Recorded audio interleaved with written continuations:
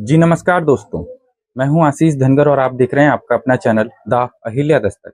उत्तर प्रदेश में राजनीतिक सरगर्मियां तेज हो गई हैं। 24 का लोकसभा चुनाव बहुत नजदीक है। ऐसे में जहां बहुजन समाज पार्टी एक तरफा अकेले दम पर चुनाव लड़ रही है, वहीं दूसरी ओर गठबंधन पर गठबंधन हुए जा रहे हैं।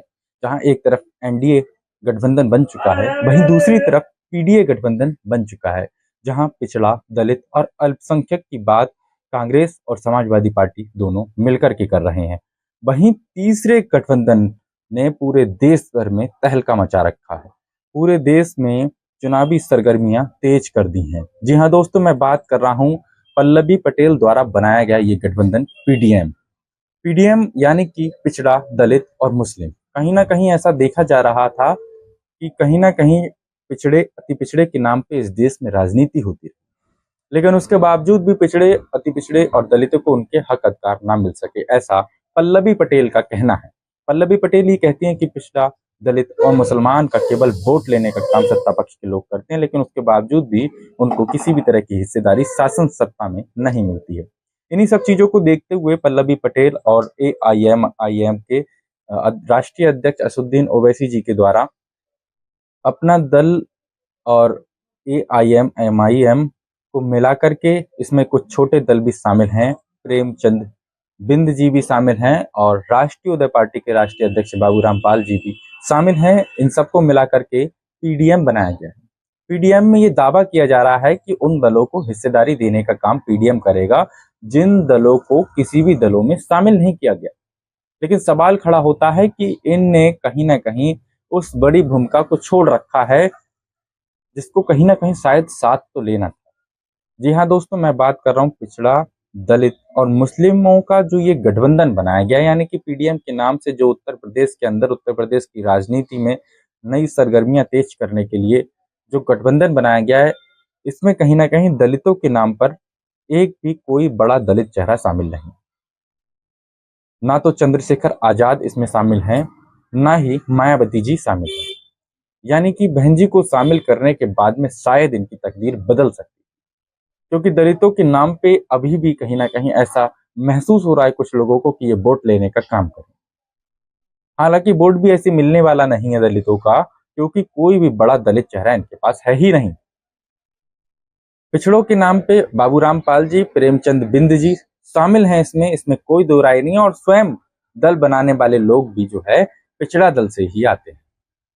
और वहीं जो तीसरी हम बात कर रहे हैं, तीसरी ओर जब हम बात करते हैं तो ये देखा जा रहा है कि मुस्लिमों के एक बहुत बड़े नेता हैं असदुद्दीन ओवैसी, जो हमेशा कुछ ना कुछ विवादों में घिरे रहते हैं, अपने बयानों की वजह से हमेशा मशहूर रहते हैं। उन्होंने ये दावा किया है कि जो पिछड़े, दलित, अल्पसंख्यक समुदाय के लोग हैं, इन लोगों को समुचित हिस्सेदारी दिलाने के लिए पीडीएम भरपूर प्रयास करेगा। हालांकि हमेशा से ही असदुद्दीन ओवैसी को भारतीय जनता पार्टी की बी टीम बताया जाता रहा, लेकिन वो हमेशा मना करते रहे। उन्होंने हमेशा कहा है कि हमेशा उन्होंने पिछड़े, दलित और मुसलमानों को एकजुट करने का प्रयास किया है, और मुस्लिमों के बड़े नेता वो कहे जाते हैं, इसमें कोई दो राय नहीं। लेकिन अपना दल कमेराबादी ने जिस तरह से कदम उठाया है पीडीएम बनाकर, इसका मुख्य जवाब तो ऐसा लगता है जैसे अखिलेश यादव को देना चाहते हैं, क्योंकि पीडीए से जो है कहीं ना कहीं बात नहीं बन सकती। पीडीए के गठबंधन में ये लोग शामिल ना हो, और यही कारण रहा कि इन लोगों ने पिछड़ा, दलित और मुस्लिम का फैक्टर बना करके राष्ट्रीय उदय पार्टी के अध्यक्ष बाबूराम पाल जी और प्रेमचंद बिंद जी और असुद्दीन ओवैसी जी, इन तमाम लोगों को शामिल किया।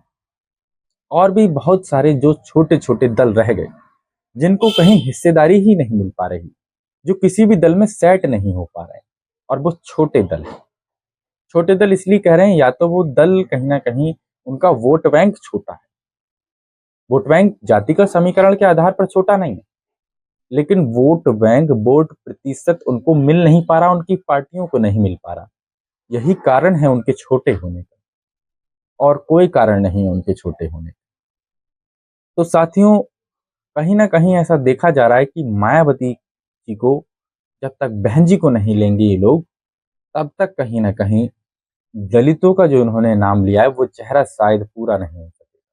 और यदि यदि बहुजन समाज पार्टी की राष्ट्रीय अध्यक्ष आदरणीय बहन कुमारी मायावती जी इन लोगों के साथ आ जाती हैं, तो निश्चित तौर पर बहुत बड़ा बदलाव हो सकता है और एक ऐसा बदलाव हो सकता है जो शायद इतिहास में कभी ना हुआ, क्योंकि यही मौका है जब इस देश की लगभग बहुत बड़ी पार्टी बहुजन समाज पार्टी, जो अभी तक किसी भी दल के साथ शामिल नहीं हुई, किसी भी दल के साथ गठबंधन नहीं किया है अभी, क्योंकि 24 के लोकसभा चुनाव बहुत नजदीक है और यदि अब गठबंधन नहीं होगा तो कहीं ना कहीं वोट फैक्टर पे बहुत बड़ा फर्क पड़ता है।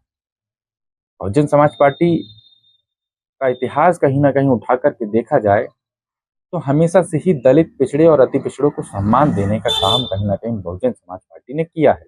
इसमें कोई दो राय नहीं है, क्योंकि बहुजन समाज पार्टी में हमेशा उन जातियों के नेता बनते रहे जिन जातियों की कहीं ना कहीं प्रदेश सत्ता में, शासन सत्ता में, केंद्र की सत्ता में कोई तवज्जो नहीं रही थी। लेकिन अब ऐसा देखा जाता रहा है कि अब कहीं ना कहीं बहुजन समाज पार्टी को भी संघर्ष करना पड़ेगा। लेकिन यदि ये पीडीएम बहुजन समाज पार्टी की बहन कुमारी मायावती जी को शामिल नहीं करता है तो कहीं ना कहीं इस पीडीएम में भी बहुत बड़ी ताकत आने की संभावनाएं कम है, क्योंकि इनको कोई ना कोई दलितों का चेहरा तो लेना पड़ेगा। चंद्रशेखर आजाद रावण इनके साथ है नहीं, अभी बहन कुमारी मायावती जी भी नहीं है, तो ये आखिर किसके नाम पे दलितों की राजनीति करना चाहते हैं? ये विचार बहुत बड़ा है, इस बात को पल्लवी पटेल जी को सोचना पड़ेगा। आदरणीय बहन कुमारी मायावती जी से बातचीत करनी पड़ेगी। कहीं ना कहीं इस देश में बहन कुमारी मायावती जी दलितों का आज की डेट में सबसे बड़ा चेहरा है। कांसीराम जी के बाद में उन्होंने भी साथ संभाली है, इसमें कोई दो राय नहीं। अति पिछड़ों के नाम पे पीडीएम के अंदर क्या क्या है, कहीं ना कहीं ये सच्चाई है। ना तो उनको पीडीए हक दिला पा रहा है, ना पीडीएम हक दिला पा रहा है, क्योंकि 2-3 दल उन्होंने शामिल किए हैं, बहुत अच्छी बात है, लेकिन उसके बावजूद भी अति पिछड़ा समाज अभी बहुत बड़ी तादाद में है। अति पिछड़े समाज की बहुत सारी पार्टियां हैं। वहीं आप समझ ही रहे हैं इस चीज को कि स्वामी प्रसाद मौर्य भी अति पिछड़ों की राजनीति कर रहे हैं, पल्लवी पटेल जी भी कर रही हैं। तो आखिर ये जो अति पिछड़े समाज हैं, पिछड़े समाज हैं, दलित समाज हैं, ये वोट किसे देंगे? साथियों, इस वीडियो को लेकर के आप क्या सोचते हैं? कमेंट सेक्शन में अपनी राय जरूर दीजिएगा। हम फिर मिलेंगे एक नए वीडियो, एक नए टॉपिक के साथ में। तब तक के लिए जय हिंद, जय भारत।